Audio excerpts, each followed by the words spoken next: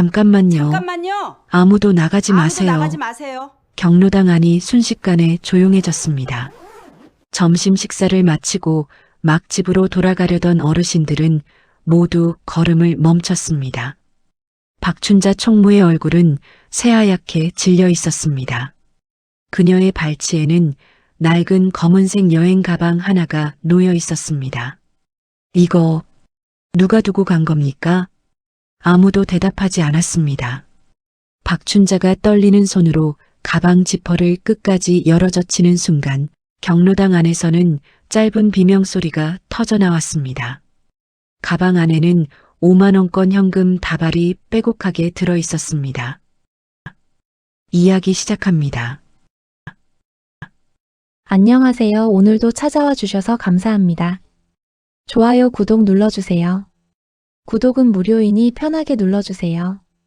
그 일이 벌어지기 일주일 전이었습니다. 충남 서산 봉살리는 20가구 남짓 모여 사는 작은 마을이었습니다. 아침이면 논둑길에 안개가 내려앉았고 점심 무렵이면 경로당에서 된장국 냄새가 피어올랐습니다. 마을 사람들은 서로의 집 비밀번호는 몰라도 가족 사정은 대부분 알고 지냈습니다. 그만큼 가까운 사이였습니다. 김만수는 그런 마을에서 평생을 살아온 사람이었습니다. 올해 72, 우체국 집배원으로 35년을 일하고 은퇴한 뒤에도 그는 매일 같은 시간에 일어났습니다. 새벽 5시 마당을 쓸고 텃밭에 물을 준 뒤 경로당으로 향했습니다. 누가 시킨 일은 아니었습니다. 그저 몸에 밴 습관이었습니다. 경로당 문을 가장 먼저 열고 보일러를 켜는 것도 그의 몫이었습니다. 사람들은 그런 김만수를 믿었습니다. 만수 형님이 그러면 그런 거지. 마을 사람들은 종종 그렇게 말했습니다. 그날도 별다를 것 없는 하루였습니다. 어르신들은 경로당에 모여 화투를 치고 텔레비전을 보며 시간을 보냈습니다. 그런데 점심 무렵 낯선 얼굴 하나가 경로당 문 앞에 나타났습니다. 회색 모자를 깊게 눌러 쓴 노인이었습니다. 키는 크지 않았고 허리는 약간 굽어 있었습니다. 그는 문 앞에서 한참을 망설였습니다. 마치 들어갈지 말지 고민하는 사람처럼 보였습니다. 김만수가 먼저 말을 걸었습니다. 처음 보는 얼굴인데 어디서 오셨습니까? 노인은 잠시 머뭇거리다가 작은 목소리로 대답했습니다. 그냥 지나가던 사람입니다. 들어와서 차 한잔 하시지요. 아닙니다. 노인은 고개를 숙인 채 돌아섰습니다. 김만수는 이상한 사람이라고 생각하지 않았습니다. 하지만 이상한 점은 있었습니다. 노인은 떠나기 직전 경로당 안을 한참 동안 바라봤습니다. 웃고 떠드는 어르신들, 식사를 준비하는 박춘자, 창가에 앉아 장기를 두는 노인들, 그 모습을 아주 오래 바라보았습니다. 마치 부러운 사람처럼 말입니다. 그리고 며칠 뒤 그 노인이 다시 마을에 나타났습니다. 이번에는 경로당 앞 벤치에 혼자 앉아 있었습니다. 김만수는 따뜻한 커피 한 잔을 건넸습니다. 노인은 두 손으로 종이컵을 감싸 쥐며 조용히 웃었습니다. 이 마을은 참 좋네요. 왜 그런 말씀을 하십니까? 노인은 잠시 침묵했습니다. 그러더니 창밖을 바라보며 말했습니다. 다들 함께 늙어가는 것 같아서요. 검은 여행 가방이 발견된 날 오후였습니다. 경찰차 2대가 경로당 앞에 멈춰 섰습니다. 마을 사람들은 창문 너머로 그 모습을 지켜봤습니다. 평소 조용하던 봉살리에서는 보기 드문 광경이었습니다. 경찰은 가방을 확인했습니다. 현금은 모두 5만 원권이었습니다. 띠지로 묶인 돈다발이 여러 묶음 들어 있었습니다.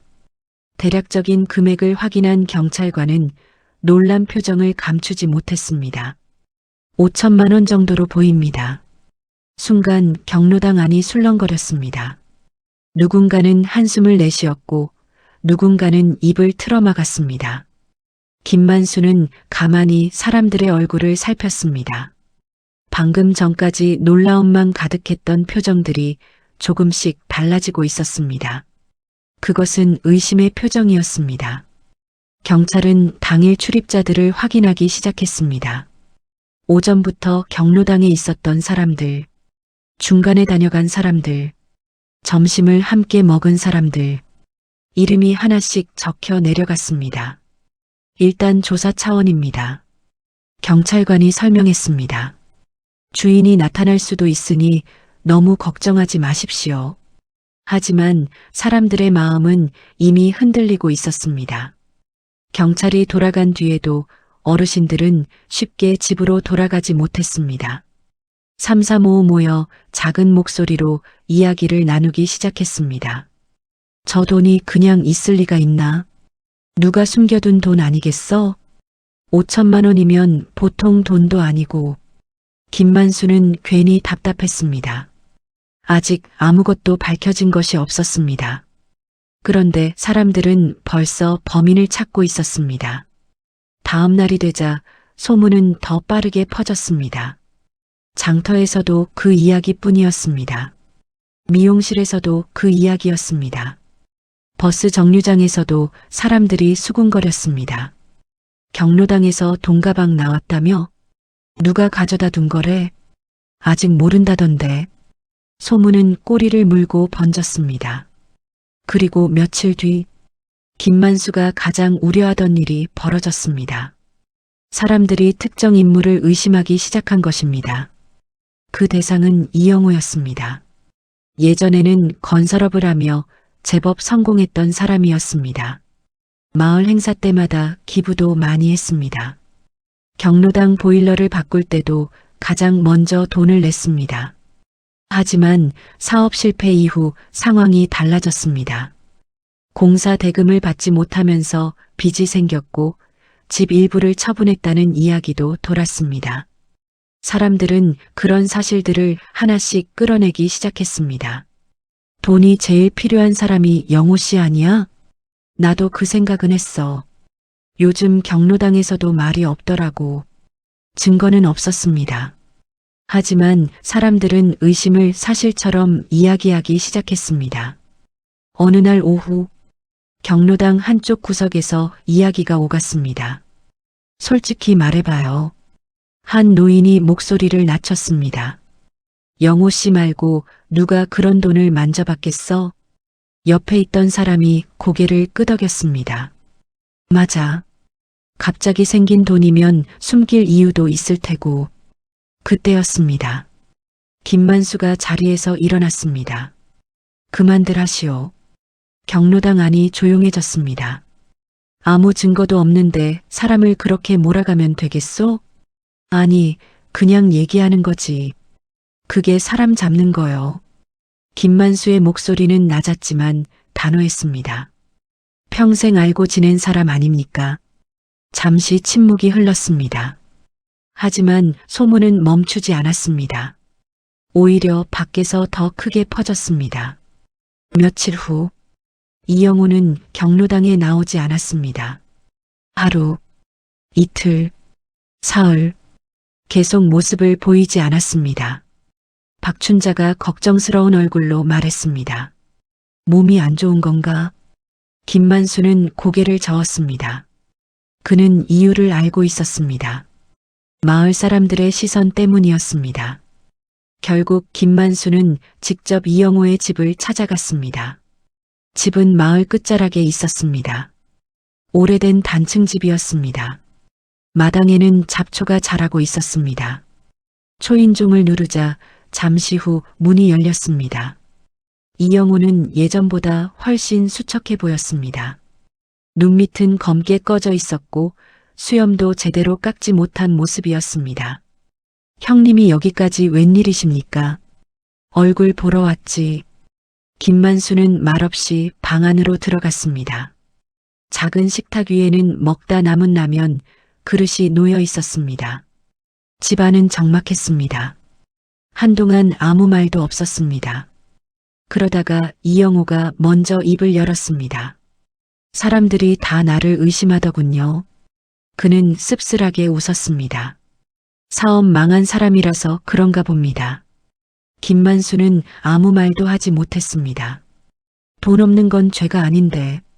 이영호의 목소리가 떨렸습니다. 어느 순간부터 다들 내가 그럴 사람이라고 생각하더군요. 창밖에서는 바람이 불고 있었습니다.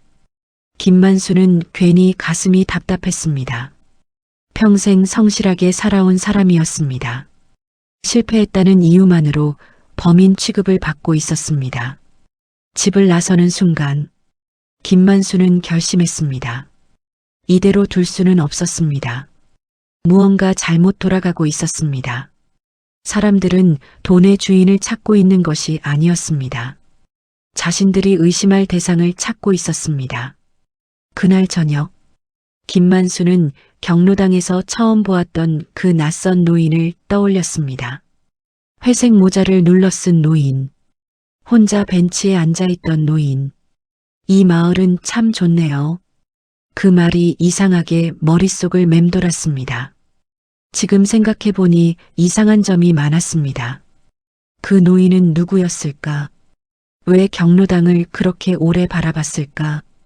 그리고 왜 사건이 일어나기 직전에 나타났던 걸까? 김만수는 어둑해진 창밖을 바라보았습니다. 멀리 가로등 불빛이 하나둘 켜지고 있었습니다. 그 순간 그는 직감했습니다.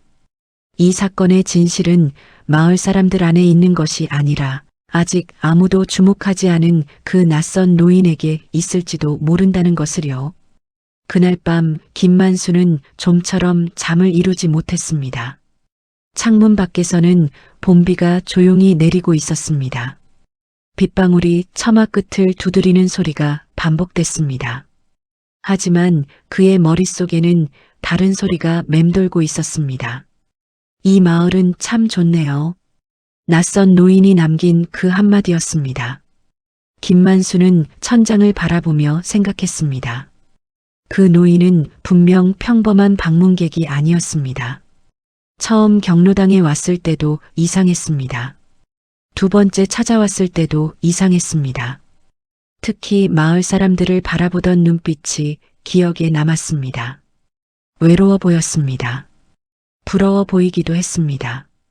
마치 자신은 그 안에 들어갈 수 없는 사람처럼 바라보고 있었습니다. 김만수는 새벽 5시가 되자 자리에서 일어났습니다. 오랫동안 집배원으로 살았던 사람답게 그는 한번 궁금해진 일은 끝까지 확인해야 직성이 풀렸습니다. 간단히 아침을 먹고 곧바로 주민센터로 향했습니다. 출근 준비를 하던 복지사 정미숙이 놀란 얼굴로 그를 맞았습니다. 어르신, 이렇게 일찍 웬일이세요? 미숙 씨, 부탁 하나만 합시다. 정미숙은 의자를 권했습니다.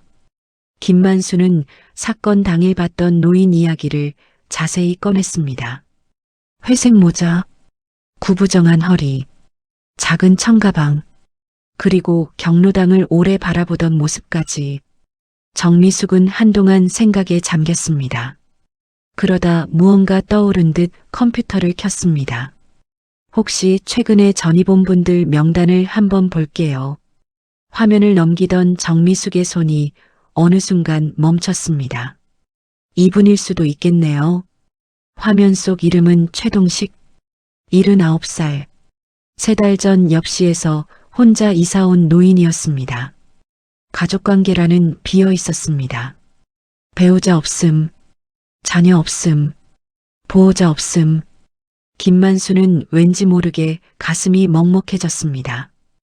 혼자 사시는 분이구먼. 정미숙이 고개를 끄덕였습니다. 네. 기초연금 외에는 특별한 소득도 없는 걸로 나와 있어요. 지금은 어디 계신답니까?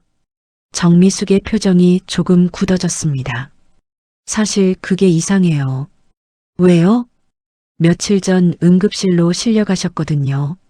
김만수의 눈이 커졌습니다. 응급실? 집 앞에서 쓰러진 걸 이웃이 발견했다고 들었어요. 순간 김만수는 심장이 덜컥 내려앉는 느낌을 받았습니다. 사건이 발생한 시기와 거의 비슷했습니다. 우연치고는 이상했습니다. 그날 오후 김만수는 정미숙과 함께 병원을 찾았습니다. 서산 시내에 있는 작은 종합병원이었습니다. 병실이 있는 복도는 조용했습니다. 창밖에는 비가 그친 뒤에 흐린 하늘이 보였습니다. 간호사의 안내를 받아 병실 문 앞에 도착했을 때였습니다. 김만수는 이상한 장면을 발견했습니다. 병실 문 옆 의자에 낡은 회색 모자가 놓여 있었습니다. 그 모자였습니다. 분명 그 노인이 쓰고 있던 모자였습니다. 김만수와 정미숙은 서로를 바라봤습니다. 두 사람 모두 같은 생각을 하고 있었습니다. 조심스럽게 병실 문을 열었습니다. 창가 쪽 침대에 한 노인이 누워 있었습니다. 얼굴은 생각보다 훨씬 수척했습니다. 볼은 깊게 패여 있었고 손등에는 굵은 혈관이 드러나 있었습니다. 최동식이었습니다. 노인은 인기척에 천천히 눈을 떴습니다. 김만수를 보자 잠시 놀란 표정을 지었습니다. 그리고 아주 작은 목소리로 말했습니다. 경로당 어르신. 김만수는 가까이 다가갔습니다. 저를 기억하십니까? 노인은 희미하게 웃었습니다. 커피 주셨던 분이지요. 그 말을 듣는 순간 김만수는 묘한 감정을 느꼈습니다. 짧은 만남이었지만 노인은 자신을 기억하고 있었습니다. 그만큼 외로운 사람이었다는 뜻이기도 했습니다. 잠시 침묵이 흘렀습니다. 병실 안에는 심전도 기계 소리만 들렸습니다. 김만수는 천천히 입을 열었습니다. 여쭤볼 게 있습니다. 최동식의 표정이 순간 굳어졌습니다. 아주 잠깐이었지만 분명했습니다.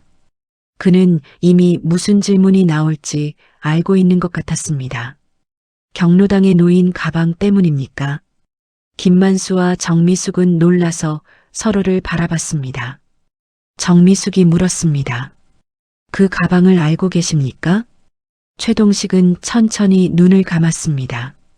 마치 오랫동안 숨겨온 비밀을 마주한 사람처럼 보였습니다. 그의 손끝이 미세하게 떨리고 있었습니다. 한참 동안 말이 없었습니다. 병실 안 공기가 무겁게 가라앉았습니다. 그러다 최동식이 천천히 입을 열었습니다. 그 일 때문에 노인의 목소리가 갈라졌습니다. 사람들이 많이 싸웠습니까? 김만수는 대답하지 못했습니다. 사실을 말하기 어려웠습니다. 이미 한 사람이 범인 취급을 받고 있었기 때문입니다. 하지만 침묵이 곧 대답이 되었습니다.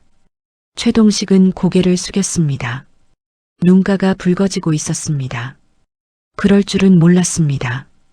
그 말에 김만수의 심장이 뛰기 시작했습니다. 지금까지의 모든 의심이 하나의 방향으로 모이고 있었습니다. 정미숙이 조심스럽게 물었습니다. 최 어르신, 네. 혹시 그 가방? 노인은 대답하지 못했습니다. 대신 눈물을 닦았습니다. 그리고 창밖을 바라봤습니다. 회색 하늘 아래 빗물이 고여 있었습니다. 평생? 최동식이 중얼거렸습니다. 평생 혼자 살았습니다. 김만수는 아무 말 없이 기다렸습니다. 노인의 눈빛에는 깊은 후회와 슬픔이 담겨 있었습니다. 마치 수십 년 동안 아무에게도 하지 못했던 이야기를 꺼내려는 사람 같았습니다. 이제 와서 생각하면 참 바보 같았어요. 노인이 힘겹게 웃었습니다. 좋은 일을 한다고 했는데 그는 말을 끝내지 못했습니다. 대신 눈을 감았습니다. 병실 안은 조용했습니다. 창문 너머로 늦은 오후 햇살이 비스듬히 들어오고 있었습니다. 최동식은 한동안 아무 말도 하지 않았습니다. 마치 오랫동안 가슴속에 묻어두었던 기억을 꺼내기 위해 용기를 모으는 사람처럼 보였습니다. 김만수와 정미숙도 재촉하지 않았습니다. 침묵 끝에 최동식이 천천히 입을 열었습니다. 그 가방, 목소리가 떨렸습니다. 제가 놓고 온 게 맞습니다. 순간 병실 공기가 멈춘 듯 했습니다. 정미숙은 자신도 모르게 숨을 삼켰습니다. 김만수는 예상하고 있었지만 막상 사실을 듣자 쉽게 말이 나오지 않았습니다. 5천만 원. 마을 전체를 뒤흔든 돈. 사람들이 서로를 의심하게 만든 돈. 그 돈의 주인이 눈앞에 있었습니다. 하지만 이상했습니다. 최동식의 얼굴에는 죄책감은 있었지만 범죄자의 흔적은 없었습니다. 오히려 깊은 후회와 슬픔이 담겨 있었습니다. 김만수가 조용히 물었습니다. 왜 그런 일을 하셨습니까? 최동식은 창밖을 바라봤습니다. 그리고 아주 천천히 자신의 이야기를 시작했습니다. 그는 강원도 탄광촌에서 태어났습니다. 19살부터 광산에서 일했습니다. 검은 석탄가루를 뒤집어 쓰며 하루 12시간씩 일했습니다. 위험한 사고도 여러 번 겪었습니다. 동료가 무너진 갱도에 깔려 죽는 모습도 봤습니다. 하지만 그는 살아남았습니다. 살아남은 대신 외로움이 남았습니다. 부모님은 일찍 세상을 떠났습니다. 결혼도 하지 못했습니다. 가난 때문에 혼사를 몇 번 놓쳤고 어느 순간 혼자가 되어 있었습니다. 그 뒤로는 일만 했습니다. 돈을 쓰는 법도 몰랐습니다. 술도 마시지 않았습니다. 여행도 가지 않았습니다. 옷도 늘 같은 것만 입었습니다. 그렇게 수십 년을 살았습니다.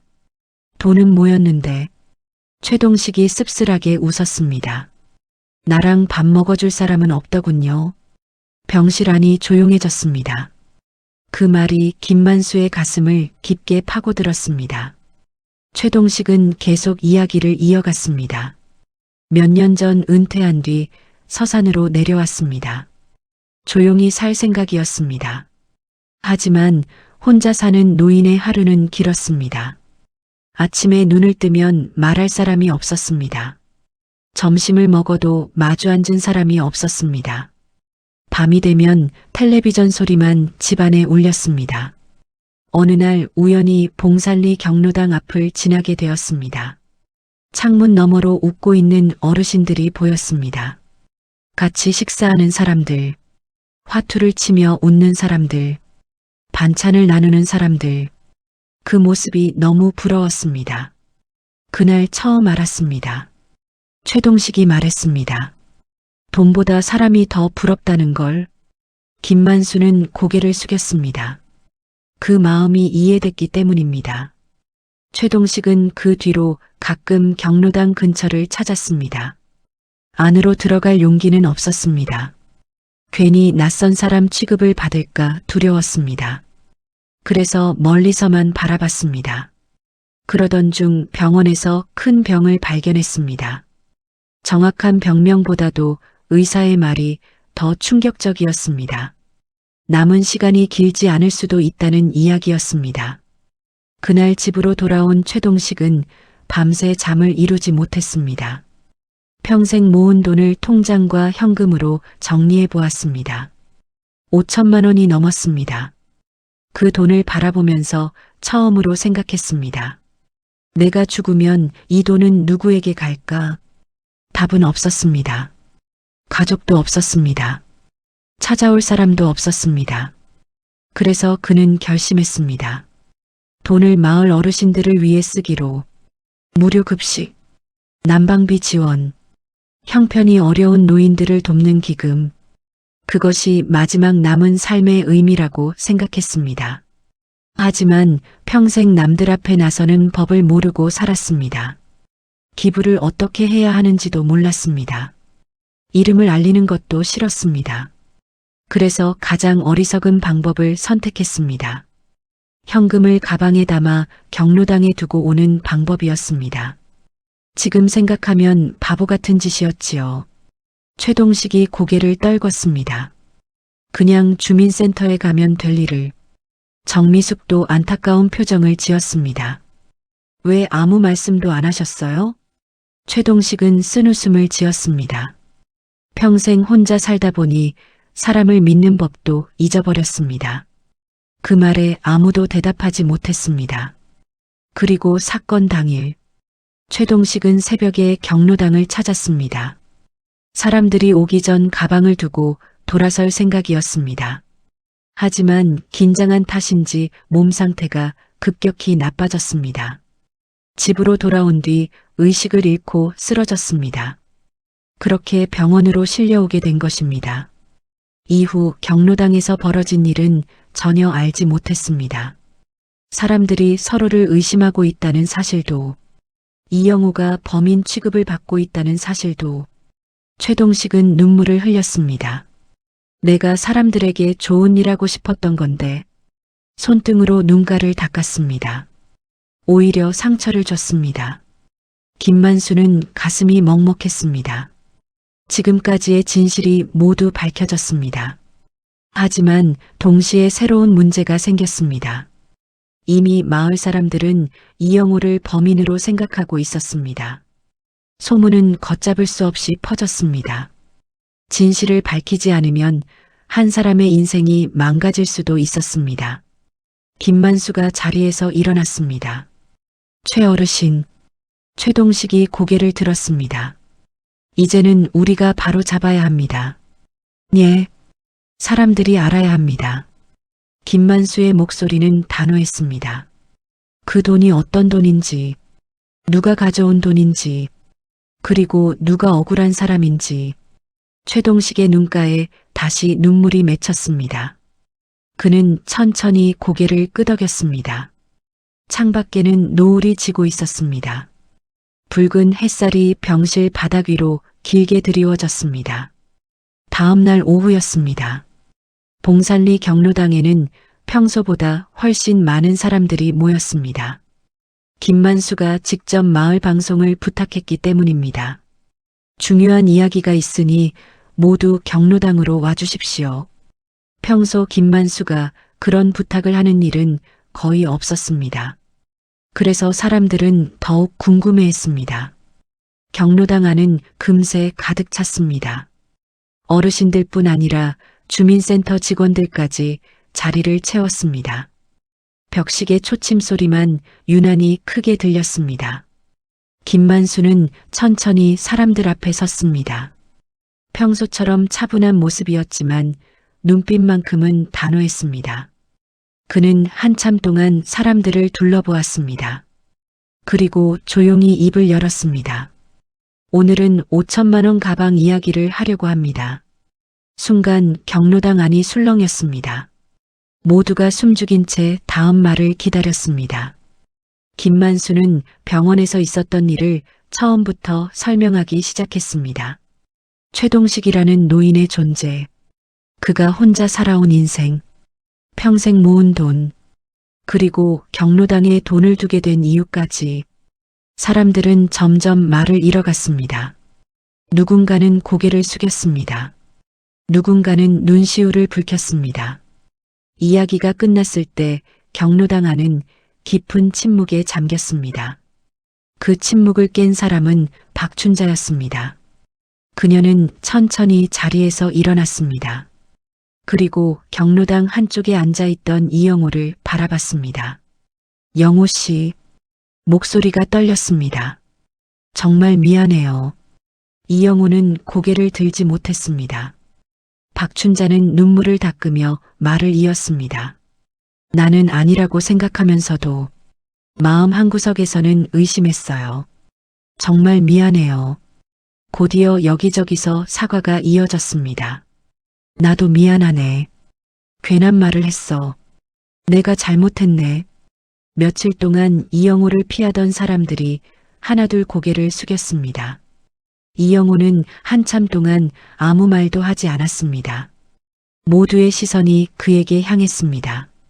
잠시 후 그는 조용히 자리에서 일어났습니다. 그리고 천천히 주변을 둘러보았습니다. 솔직히 많이 서운했습니다. 경로당 안이 조용해졌습니다. 평생 이 마을에서 살았습니다. 같이 농사짓고 같이 웃고 같이 늙어왔습니다. 그의 목소리가 점점 떨렸습니다. 그런데 사업 한번 실패했다고 그렇게 쉽게 의심받을 줄은 몰랐습니다. 누군가는 얼굴을 들지 못했습니다. 누군가는 눈물을 훔쳤습니다. 이영우는 잠시 말을 멈췄습니다. 그리고 예상 밖의 말을 했습니다. 그래도 이제 그만합시다. 사람들이 놀란 표정으로 그를 바라봤습니다. 최 어르신 마음이 그랬다잖아요. 좋은 일 하려고 했던 거잖아요. 그는 씁쓸하게 웃었습니다. 그 마음까지 상처 입히면 안 되지 않겠습니까? 그 순간 경로당 안에서 훌쩍이는 소리가 들렸습니다.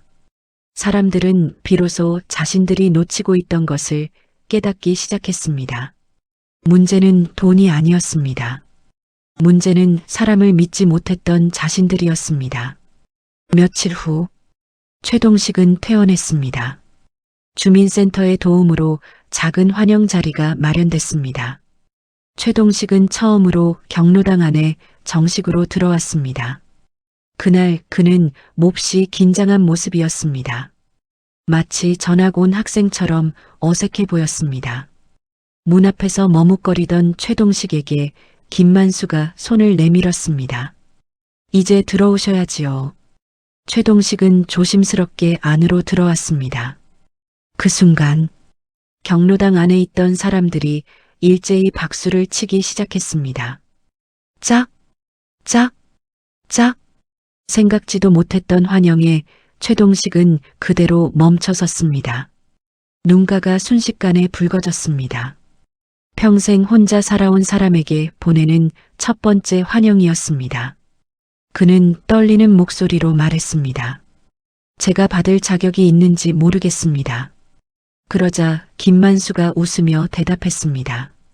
어르신은 이제 우리 마을 사람입니다. 그 한마디에 최동식은 결국 눈물을 흘리고 말았습니다. 그날 이후 5천만 원은 정식 절차를 거쳐 동식 나눔 기금으로 운영되기 시작했습니다. 겨울에는 난방비 지원이 이루어졌습니다. 혼자 사는 노인들에게 도시락도 전달됐습니다. 병원비가 부족한 어르신들에게도 도움이 돌아갔습니다. 그리고 가장 크게 변한 것은 경로당이었습니다. 예전보다 사람이 많아졌습니다. 혼자 사는 노인들이 하나둘 찾아오기 시작했습니다. 누군가는 장기를 두러 왔고 누군가는 밥 한 끼 먹으러 왔습니다. 누군가는 그냥 사람 목소리가 듣고 싶어서 왔습니다. 최동식도 매일 경로당에 나왔습니다. 처음에는 구석 자리에만 앉았습니다. 하지만 어느새 화투판에도 끼고 김장하는 날에는 배추도 날랐습니다. 웃음도 많아졌습니다. 어느 봄날 오후 김만수는 경로당 앞 벤치에 앉아 있는 최동식을 발견했습니다. 햇살이 따뜻하게 내려앉고 있었습니다. 최동식은 마당에서 웃고 떠드는 사람들을 바라보고 있었습니다. 예전과 같은 모습이었습니다. 하지만 눈빛은 달라져 있었습니다. 더 이상 멀리서 바라보는 사람이 아니었습니다. 그 안에 함께 있는 사람이었습니다. 김만수가 옆에 앉으며 물었습니다. 요즘은 어떠십니까? 최동식은 한참 동안 사람들을 바라보다가 천천히 웃었습니다. 처음으로 돈을 잘 썼다는 생각이 듭니다. 김만수도 따라 웃었습니다. 5천만 원이 마을을 흔들었던 것은 사실이었습니다. 하지만 결국 사람들을 다시 이어준 것도 그 돈이었습니다. 아니, 정확히는 돈이 아니었습니다. 평생 외롭게 살아온 한 노인의 진심이었습니다. 경로당 앞 화단에는 봄꽃이 피어 있었습니다. 아이들 웃음소리가 멀리서 들려왔습니다. 그리고 봉살리 사람들은 그날 이후 잊지 않게 되었습니다. 사람을 판단하는 데는 단 몇 분이면 충분하지만 사람을 이해하는 데는 훨씬 긴 시간이 필요하다는 것을, 그리고 외로운 사람에게 가장 필요한 것은 돈이 아니라 함께 밥을 먹어줄 한 사람이라는 사실을 말입니다.